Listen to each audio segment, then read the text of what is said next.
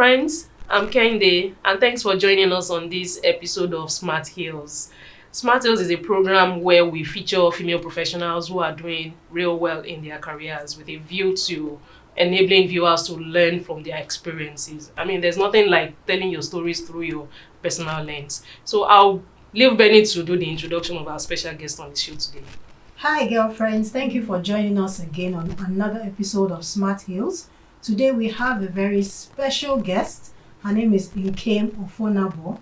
She's a woman with many hats. Wow. She has been recognized as one of the top 50 women in corporate Nigeria by Leading Ladies Africa. Wow. She is the convener of Work-Life Conversation, the founder of Work-Life Organization Ltd, and she's also a professional coach and HR consultant. Thank you for joining us again. Wow. Thank you so much. Thank you, Benny, on the program today. Thank you so much. I mean, when I reached out to you to, feature you on the program and you responded within, very short notice, I was like, wow, this is exactly what we're looking for. Thank you so much for meeting up with us today. I have been following you for some time, and for me, I realize you are one woman who is doing excellently well in everything she's doing so far that I have seen anyway. Exactly. So I want to know your story. How has your journey been so far? Wow, thank you very much once again, thank you, Benny and Kenny, for having me on your program. Okay, so my career journey, right? Okay, I will say that right from university days, I've always been interested in the people and the workplace. Okay, I actually chose to study the course I studied, which is psychology.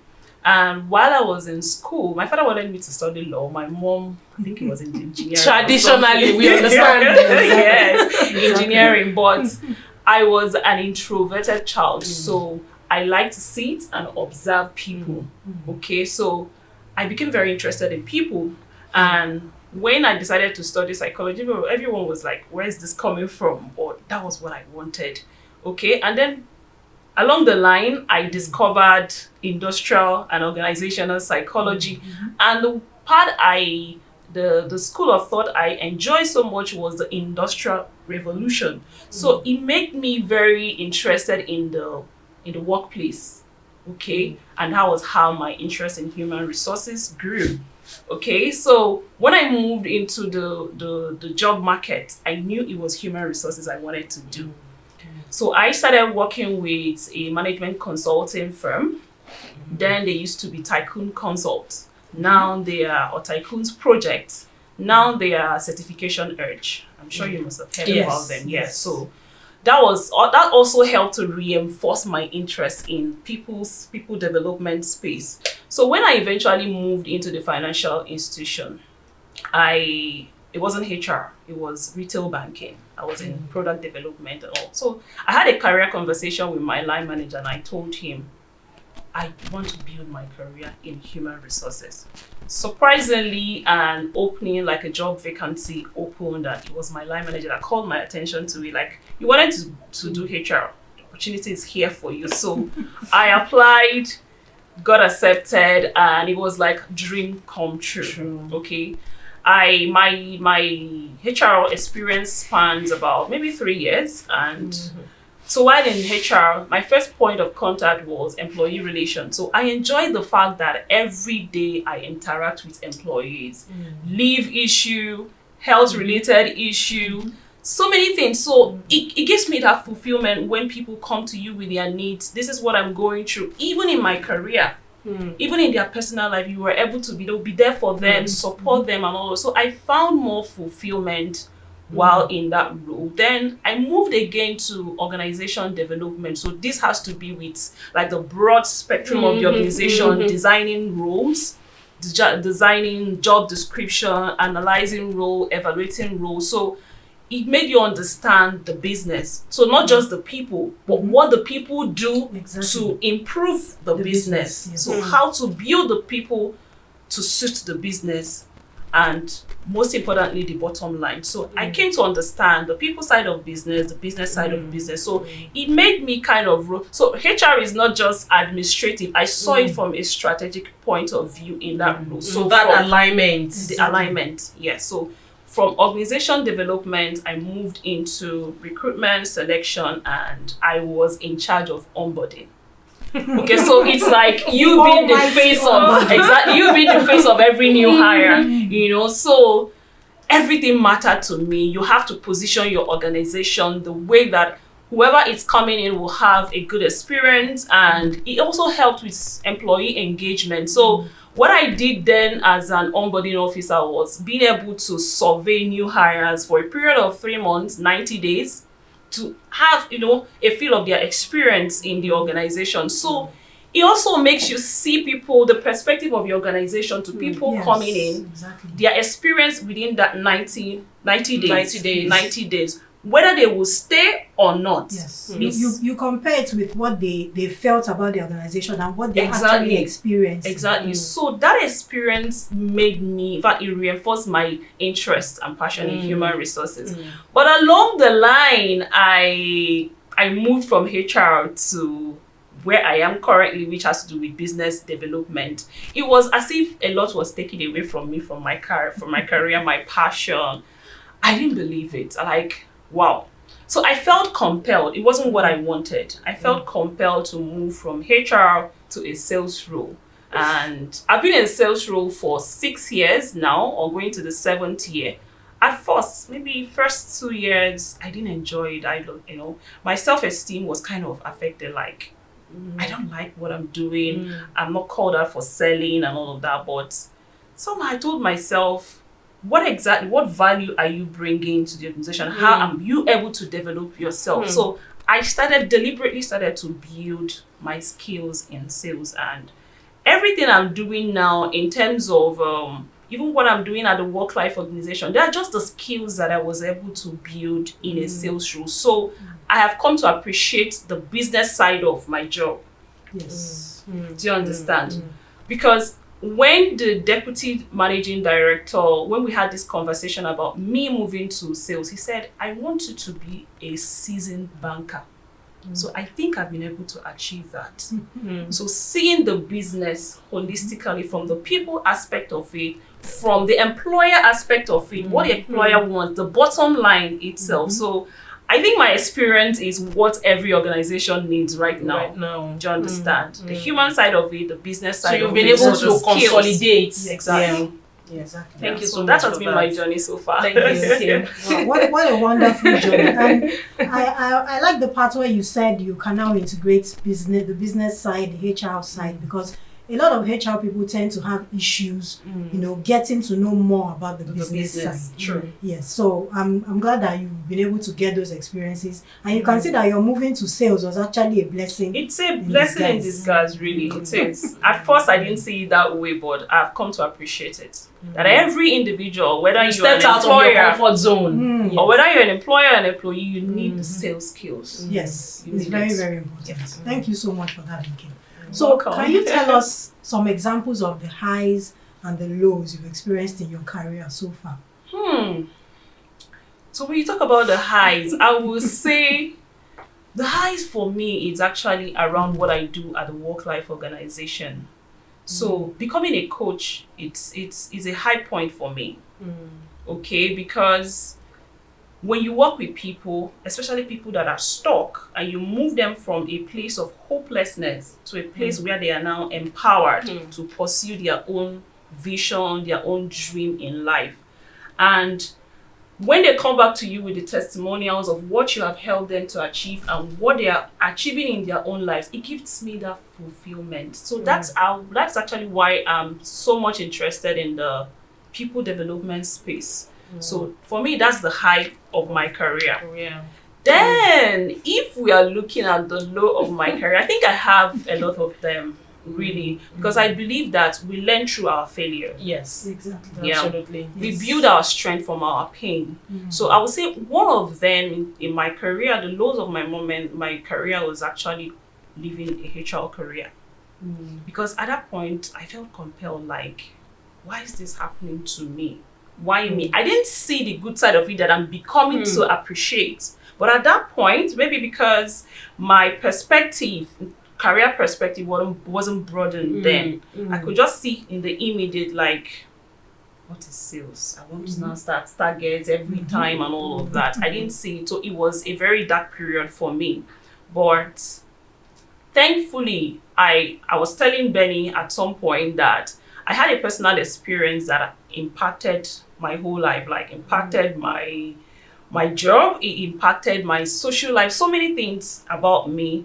And it was until I came to a place where I was stuck in my career and I needed help. And thankfully, I got coached and I was able to see my potential again. So I didn't see it anymore as a low moment. Leaving my You HR turned it career, around. I turned it around. Okay, I built skills, a lot of skills that I wouldn't have built if I wasn't in HR, because I would have been in the back office doing administrative work. Yes. But now I'm able to interact with corporate clients, sit with them, have conversation about their business, try to understand their needs. So need identification is a skill. Being able to identify needs, being able to profile the right kind of solution to a business, and being able to solve their problem. So these are skills I wouldn't have built if I was in HR.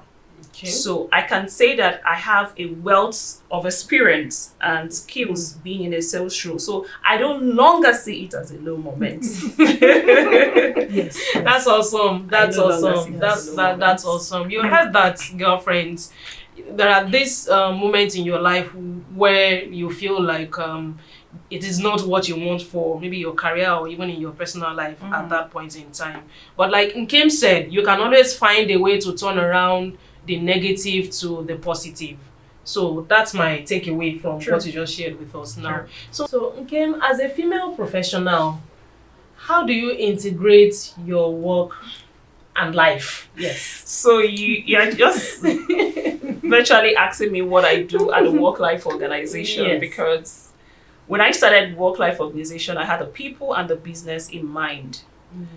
So because I know that the people is a critical asset of every business, their overall and holistic development is impossible. So what is that? What is work-life integration really? It's being able to identify the areas of your life that are important and meaningfully, rewardingly prioritize them so that you're able to produce results in every area of your life. You might not be able to divide your time equally, but identifying what is important to you as an individual. So that's actually what I do when I coach people. So the first of all, I ask you, so there's a tool I use, I call it the balance blueprint. So we identify the areas that are important to you as an individual. Your spirituality, your health, your career, your business, your family, your relationship, your esteem, self-esteem as an individual, your social life. Do you understand? Identify areas that are important to you. Then you ask yourself, where exactly am I? Where do I want to be? What do I need to get there? So on a daily basis, you set goals to help you touch base with all of this area. So I give you an example because you asked me, how do I integrate? I just said a general thing. So I give you an example for me. What are the areas that are important to me? Oh, my spirituality is important to me because without God, like, I am nothing. Okay, so how do I prioritize that area of my life on a daily basis? I make sure that every day that I wake up, I pray, I meditate. Okay, I work on my soul, because the soul is also an important area of your life. The things you tell yourself, your words, your confession, it's going to affect other areas of your life. It's going to affect your emotion. Yes. Okay, it's going to affect your reaction, your communication with other people. Okay, so by the time I feel myself every day, align whatever it is I'm going to do on it every day with my purpose. So when you're living the day or living out on every day, you're living purposefully, and whatever you're going to achieve, you know you are going to be very purposeful. So like you don't allow, purposeful. so you don't allow things that happen around you to affect you, to make you change the confessions that you have made. Yes. Okay, even your reaction to all those things. So first of all, before you leave your house, build your spiritual strength. Then what else is important to me? My career is important to me, because if I don't do well in my job, the employer will kick me out. Yes. So every day I come to work, I ask myself, what am I supposed to do today, and how does it translate to the bottom line? Okay. What are the skills that I need to build? How do I stand out in my place of work on a daily basis? So you acquire those skills, you go the extra mile in whatever it is that you're going to do at work. What other area is important to me? My social network is important to me. So every day I make sure I touch base with my friends. Okay? Even if we don't see every day, so you can say, Fridays, let's hang out. So you make sure you're connecting with your friend, because the time came in my life that my friends were there for me. So you need to touch base with them. That area of your life. Family is important to me. I'm currently not married, but my family is my family. I have parents, I have siblings. So how do you connect with these people every day? I set sometimes, some people when they see my phone, they'll be like, I set reminders for everything. Okay, this is a reminder. And I set reminder even to call my parents on a daily basis, to touch base with my siblings. So this is just how you prioritize every area of your life. If your personal development is important to you, what are you learning on a daily basis? What are you reading? So that you don't waste time. Time is supposed to be maximized. Absolutely. So you know that every hour, every second, every minute counts. And you make sure that it counts within those areas that you have identified that are important to you. So that is basically how I integrate. Wow. That's wonderful. I've learned something today. Prioritize your time. Now that you said it, I'm going to set a reminder, because my parents always complain. You've not called us for 1 week. So I'm going to set a reminder now, so I can be calling them regularly. Yes. Thank you so much for that, Nkem. Girlfriends, I hope you heard that. You have to build your spirituality, work on your career, build your relationships, because when push comes to shove, it is the relationships you've built that will be your support system. Thank you so much, Nkem. Thanks for that, Nkem. So let's go further into the interview. So if you were not doing what you are doing right now as a professional, what would you have loved to do? Let's say something not too serious. Some of our guests have said, oh, I would have loved to be a singer. Some have said, oh, I would have loved to be a teacher. Someone even said she wants to be an ambassador. So what would you have loved to do?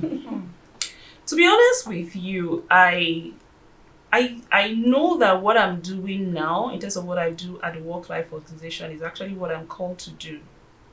Okay? Because I've always had interest in people. Okay, I've always had interest in people, like helping people. Even my siblings, they can attest to that. Like, I'm always asking you, so what next? What are you doing? I've always had interest in people. And the reason why I decided to study psychology is because of the same people. I want to understand people more, to be able to relate with people. So I would say I would be a psychologist. You shrink. Seriously. But because I have found myself in the workplace, my plan is actually to go in the area of organizational industrial psychology. So it'd be like a workplace shrink. And I think that's a good one, because the truth is a lot of organizations actually need that. We have so many people having issues with their mental health, but they don't have anybody to speak to, nobody to counsel them. That's where you keep hearing, oh, this person, they will just call you and say a member of your team committed suicide, and you're wondering, this person didn't have any issue. We spoke yesterday. There was no inkling that such a thing was going on. So I think that is an area that I would advise you explore. Yes, I am. and for me, I am being they call it EAP, Employee Assistance Program. So things like that I am interested in. Because in my own experience, I personally feel like some organizations expect the one-man HR to take on this mantle, whereas the HR may not have the competence to go into that with employees. So we are looking forward to having more of you in our workforce. All right, Nkem, thank you for sharing that with us. So how does Nkem unwind? Yes, this is the part I love about these interviews. How do you unwind? You're a professional woman, so we know that at some point you will need to relax. True. Yes. So how do you do that? True. I would say I have both the expensive and inexpensive ways that I relax. So Okay. the expensive way is to travel. Okay. So every year I tell myself that every year I want to visit a country. Okay, so save up the money. Of course, you are working, so plan your finances. Keep money separate for travel and Leisure, leisure and everything. So I love to travel. I love to see new places. I love to meet people. Just broaden my perspective about life, people, culture, and all of that. So that's the expensive one. So the inexpensive one could say, okay, just go with your girlfriends to the beach.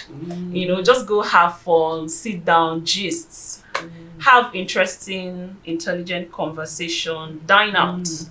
So all those ways. Then once in a while, go for a massage. Just things to look like good. that. Exactly. I'm saying Look that good. right now. Look good. And yeah, that's pretty much it for me. So I love the outdoor, really. I love the outdoor. At some point, a friend of mine that knew that I love the outdoor was like, why don't you start something in the travel space? You love to travel. Do it for corporates. Go together with them, see new places, and you'll be making money from it and still having fun. So yeah, don't worry, you will travel with us. Exactly. You will travel with us. Yes, You have that, girlfriend. Yeah, incidentally, we have the HRGT Explorer. Oh really? We're actually supposed to have So I'll gone be ambassador. Yes, we're supposed to have gone to Abeokuta in March, but because of COVID did a lot of things, but we thank God we are overcoming. So because of that, we had to move it. So the HRGT Explorer is coming up, and you are definitely going to be part of it. Yes, let's go explore. Yes. It's good to travel because it broadens your mind. You get to know more about diverse cultures. True. There was something I read yesterday on diversity and inclusion. So the lady was talking about when you travel to a different country, you need to watch how they do their things. Are they formal or informal in the way they greet each other? So you need to adjust. It helps you to be accommodating. Exactly. So if you are from you a become more formal, tolerant. if you are from a formal environment and you travel to a country that they are more informal, whether you like it or not, you need to adjust. So traveling really opens your mind and broadens your horizon. So that's great. So Nkem, to the final question. What advice do you have for budding and aspiring female HR professionals out there? What would you tell them? Okay, I would say one of the things that hurt my career is not having a career coach or mentor early in my life or in my career life. I remember while I was in HR, my superior at that point actually requested to be my mentor, but I didn't understand what it was then. So we didn't initiate that relationship. Fast forward almost 10 years now, I am regretting it. Okay. Thankfully, I was able to reconnect with her and just seeing how much I would have grown if I had a career mentor or a sponsor early in life. So I would tell anyone, a budding professional, to ensure that before you start out, prioritize having clarity about your career path, what you want to do with yourself, or make sure you have someone to handhold you, someone that has gone through that journey, made his or her mistakes, that can, hold you accountable and take you through this journey. Thank you so much for that advice. Girlfriends, you heard that. Make sure you have a mentor, somebody to handhold you. And Kenny, do you want to say something about the CTMP program? Thank you, Benny. The last You guys have a lot of programs. Yes. I was trying to go back to that last program where we had a career transition mentorship program for upcoming female professional. It was an intensive 2-day program, and it's something we intend to continue on a quarterly basis. So you can reach out to us for more information on that after the program. And now that we know Nkem, we are going to be looking at how to partner with the Work-Life Organization on that as well. Thank you. Thank you very much. Thank you so much, Nkem. Thank you so We much. hope you will answer us when we call on you again. Of course, we are now partners. Nkem is a HR girlfriend. And before we go, we want to officially induct her into the tribe. Wow. So yes, so Yes, a lot of people tell me that even though you are not in a HR role, that you are HR by nature. You're dealing with people. As long You are. as you're impacting people's lives, you are actually a human resource manager. Yes. Yes. So we are going to hand over our official HR Girlfriend Tribe t-shirt to I wish I could Nkem. just hear it right now. Oh my god, this is beautiful. Thank you. So welcome Thank to you the so much, tribe, Nkem. Nkem. I've accepted the everything. So Nkem is now officially a HR girlfriend. Anytime, Yes. any day. Anytime, any So, day. girlfriends, look forward to seeing more of her in our programs. Thank you. Thank you so much, Nkem. We really enjoyed the conversation enjoyed with you. it too. I mean, I didn't envision that it will be this enjoyable. Yes, I've enjoyed I've enjoyed getting to know you, and I'm personally looking forward to knowing you more beyond the program. Thanks, Thank you so much. Exactly. Thank you so much. So this is where we draw the curtain on today's episode of Smart Heals. You can follow us on all our social media platforms to watch all our videos on YouTube, on LinkedIn, Facebook, and Twitter, and also Instagram. And you can send us an email to hrgirlfriendstribe@gmail.com to know more about our programs as well, and for membership details. Thank you for joining us. And remember, we are HR Girlfriends Tribe. We learn, we leisure, and we network. See you next time. See you next time. Bye. Bye.